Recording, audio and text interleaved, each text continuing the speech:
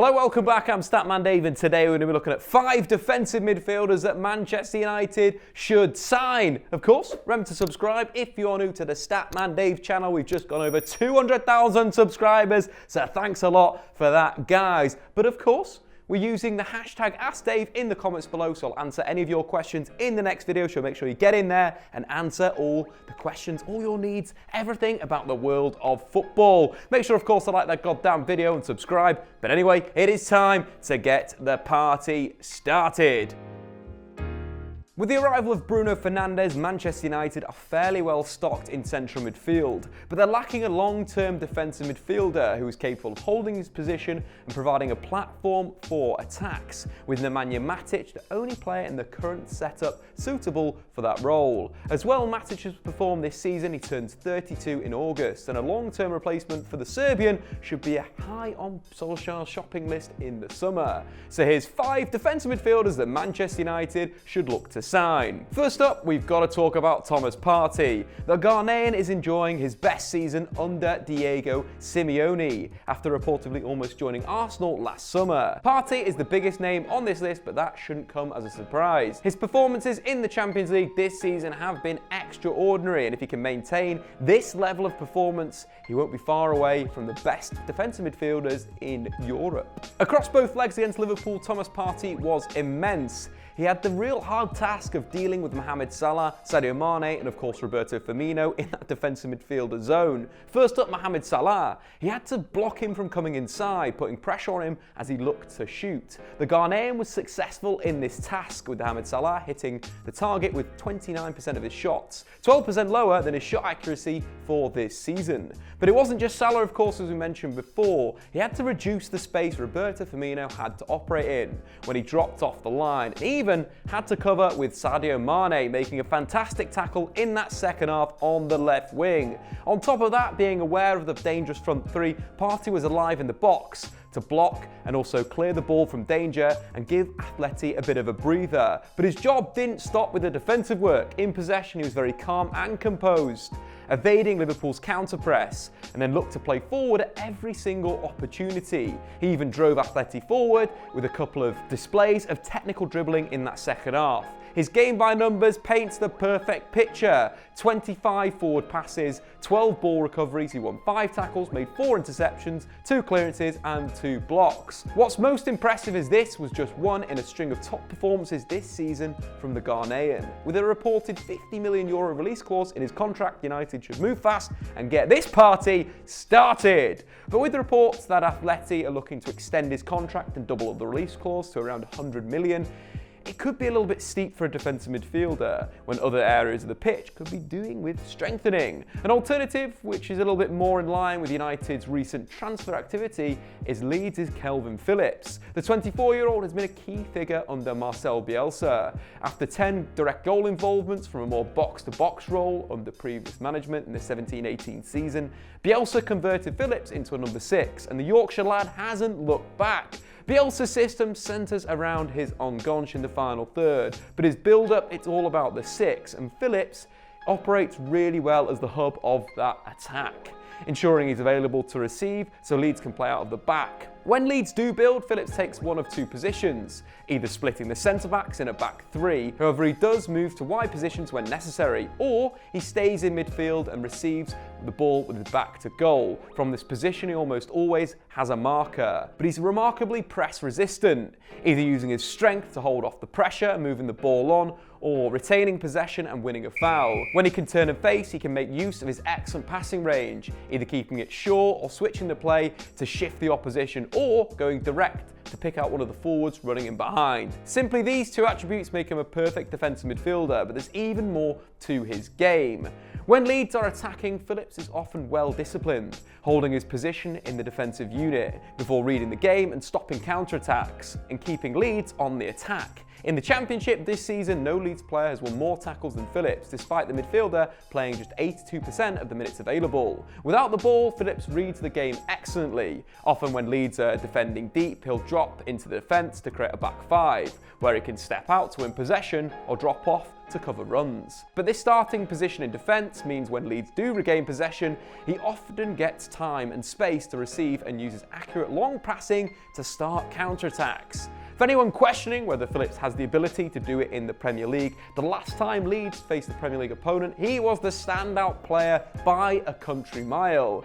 In this game, the FA Cup tie against Arsenal, he won more tackles than Arsenal's midfield trio combined and created the most chances on the pitch. A real impressive all-round display. But with Leeds looking to return to the top flight, it wouldn't be cheap to pry him away from his boyhood club, but he'd be a fantastic signing for Manchester United and could facilitate a switch to a dual 3-8 system, playing Bruno Fernandes in tandem with Paul Pogba. We've spoke about ready-made options, now let's talk about some wonder kids. First up, Eduardo Camavinga. After making his professional debut last season at just 16 years old, Camavinga has become an integral part of the Rennes side that sits third in Ligue 1. The Frenchman looks to have the world at his feet. He's fantastically talented with the ability to play short passes or long diagonals, whilst having the technical ability to dribble through the centre of the pitch. He plays in a double pivot for Rennes as the aggressor, the midfielder who initiates tackles to unsettle the opposition, and he sticks that task really well. No player across Europe's top 5 leagues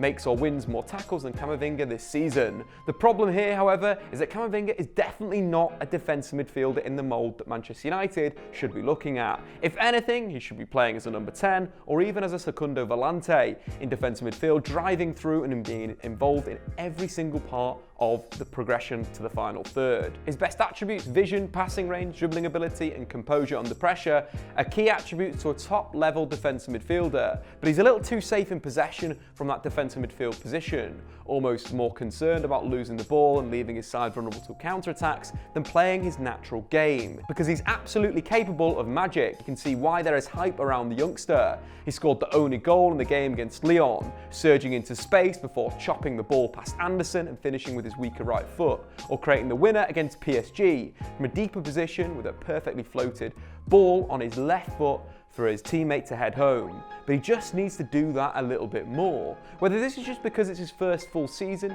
having been just 17 years old, or if he's not being played in his best position remains to be seen, but a move to Manchester United as a long-term defensive midfielder seems a little bit too soon. But if you guys want us to take an in-depth look at Eduardo Camavinga, then smash that like button. If we get to 2,445 likes, we'll bring you a scout report on the midfielder. A wonder kid who actually might be ready for the step, however, is Brescia's Sandro Tonali. With more than 6,500 professional minutes under his belt, the 19-year-old has more than double the experience of Camavinga. And unlike Camavinga, Tonali very much looks like a defensive midfielder. He's often been compared to Andre Pirlo, but Tonali himself said he's a bit more of a blend of a regista and of course Gattuso, and that definitely rings true. His short passing can often look effortless, but it often breaks lines, whilst you can often see him walking into space to receive or even not moving at all and waiting for the space to open up around him. But this seems to be a ploy from the Italian.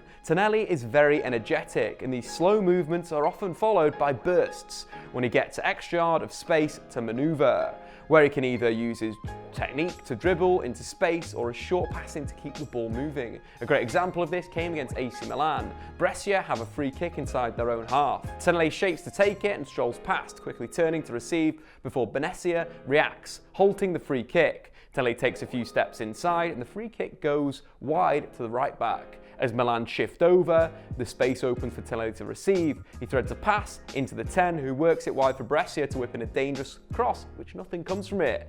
But quality stuff from the young playmaker.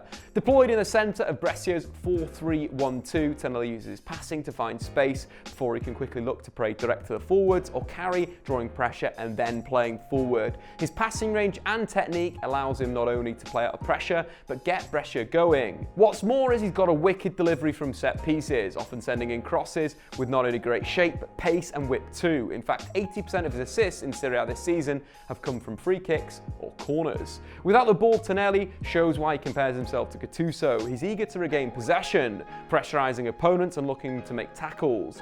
But what he's really good at is winning the ball through interceptions or ball recoveries, reading the situation and then stepping in at the right moment. He's the best player at Brescia in possession and not too bad out of it. In Serie A this season, Tonali tops Brescia in the charts for dribbling, chances created, direct goal involvements, and he's second for passes per game and ball recoveries, and third for tackles attempted. With Brescia bottom of Serie A and 10 points away from safety, they look nailed on to go down, and Tonali is far too good to play in the Italian second division, so could be available at a cut price and be a very shrewd signing for Manchester United, offering creativity at the base of midfield for years to come.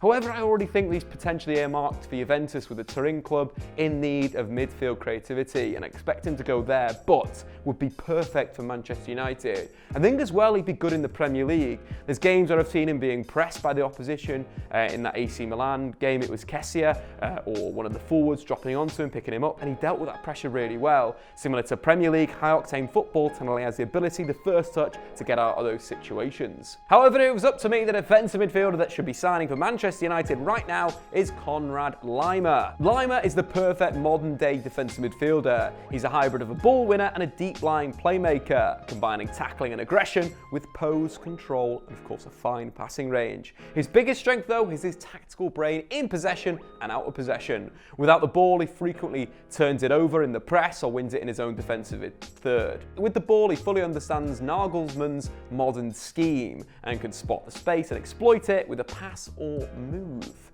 Let's take Leipzig's opener versus Tottenham in the second leg in the Champions League as a great example of this. Laimer intercepts a loose ball on his chest, drops it back to Mukiele, who plays it through to Schick. The Czech forward drops it off to Laimer on the third-man run. The Austrian, now on the right wing, drives to the box and cuts it back to Werner, whose shot's blocked. Werner then tees up Sabitzer to fire home. But what makes this goal possible is the appreciation to be on the move as soon as he's dropped the ball off to Mukiele, and then to have the anticipation of space to move into that Schick has vacated, creating that third-man run. He then could fall on his game time at right back to drive forward, get his head up and pick out the correct pass. Laimer is a product of Red Bull's factory of football, having come through Salzburg's academy, playing for Liefering and then moving to Leipzig. He's a Red Bull model player, a player that thrives in a high-tempo environment with a tactical awareness and positional flexibility to flourish in modern football. His tactical brain was born in Salzburg, but it's been nurtured by Nagelsmann, both on and off the ball. We've mentioned Laimer's ability to attack space in Leipzig's futuristic football model, but he also is key to their balance in possession. In Leipzig's 3-5-2, he screens the back three in possession, allowing the shape to move to a 3-1-6. From this position, he is the first pivot for Leipzig to break the first line, either moving the ball with one or two touch play or waiting for the moment to play forward. Nagelsmann likes his teams to break lines by using the up, back and through method, and Laimer is key to this approach and understands the role that he has got to play in each three of those stages of breaking the lines. His range of passing allows him to succeed in these areas with, of course, the tempo and the pace that he puts on his pass. Nagelsmann uses frequently against Tottenham, with Laimer frequently switching the ball out to reborn Angelino at left wing back. This was a tactic for Leipzig on the night to catch out Serge Aurier's lack of concentration and his ability to judge the flight of a long pass. Laimer put this into practice and it resulted in the second goal. A direct switch from defence to midfield, Aurier misjudged the ball, Angelino crossed and Sabitzer headed home. But we've also got to talk about a key part of Nagelsmann's philosophy, winning 1v1 duels, and Laimer is excellent at both offence and defensive duels, which helps in the high-octane Bundesliga to escape those counter-pressing sides, but also to break the lines on the dribble, especially the first line to enable him to find a forward pass into the attacker's feet.